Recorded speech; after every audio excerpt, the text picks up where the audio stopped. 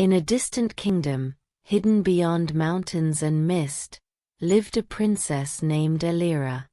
Her name meant light of the stars, but in the royal palace of Valoria, she was often treated as if she barely existed. Elira was gentle, soft-spoken, and thoughtful. She didn't ride horses like her sister. She didn't command armies like her cousins.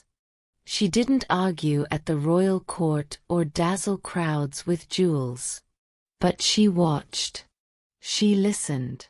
And she cared deeply. When the maids were too tired to stand, Elira helped fold the linens. When the guards stood for hours, she brought them water. When the stable boy cried quietly one morning, she simply sat beside him, saying nothing, but saying everything. She thought kindness mattered. But in her world, it didn't. One day, during a grand banquet with nobles from other kingdoms, an arrogant guest raised his goblet and sneered. "Ah, Princess Elira! A lovely little feather. Beautiful, but weightless. No voice, no value. A decoration in the palace." The crowd laughed. Even the queen, her own mother, smiled politely, saying, "She's still young. She'll find her place." But Elira had already found her place. She just wasn't seen. That night, she stood at her balcony under the moonlight and whispered, "I am not a feather. I am the storm." She removed her golden gown, traded it for a plain cloak, and slipped into the night. 4 days, Elira wandered across the kingdom. She walked through valleys, crossed rivers, and slept under trees. Her feet blistered, her hands bruised, but she felt free, like herself. One morning, she arrived at a small village named Brindlewood, a place forgotten by time. The houses were broken, the wells dry, and the people tired. A kind woman named Talia saw Elira sitting near a fallen fence and offered her bread. "You're welcome to stay if you can help," she said kindly. "I can," Elira replied. And she meant it. Elira didn't tell anyone she was royalty. She worked as one of them. She taught the children letters using chalk and stones. She helped fix broken windows using mud and rope. She sang lullabies to babies whose mothers worked in the fields. She gathered herbs for the sick and washed bandages with her bare hands. Slowly, day by day, the village began to breathe again. Children laughed. Hope returned, not from gold but from care. Months passed. One evening, while lighting lanterns for a village celebration, a group of royal guards rode into Brindlewood. They dismounted, bowed low, and one whispered, "Your Highness, we've been searching for you for months." The villagers froze. They looked at Elira, who was now holding a clay lamp, barefoot, with flour on her face and dirt under her nails. "You're the princess?" Talia asked, eyes wide. Elira nodded, smiling gently. "Yes.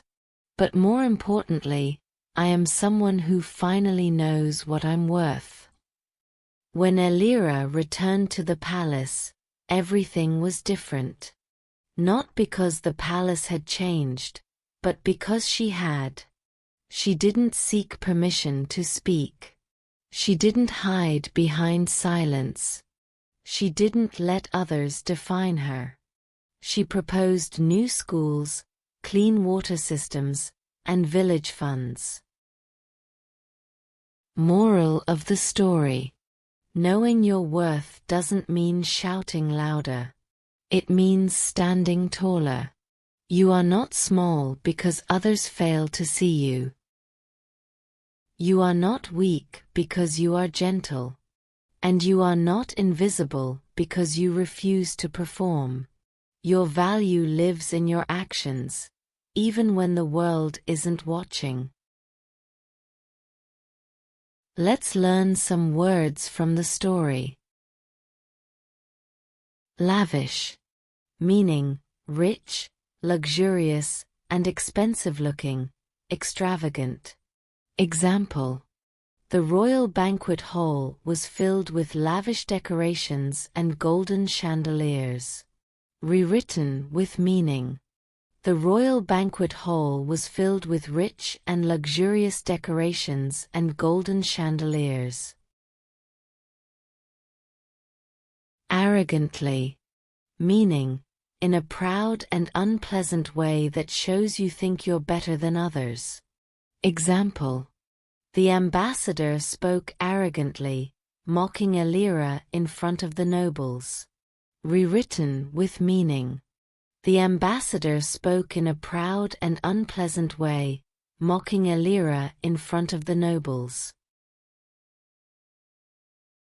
Modest, meaning simple and not overly fancy or showy, humble.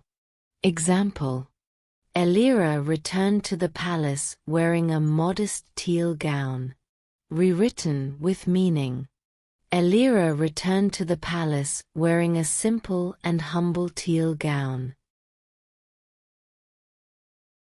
Frail, meaning physically weak and delicate, often due to age or illness.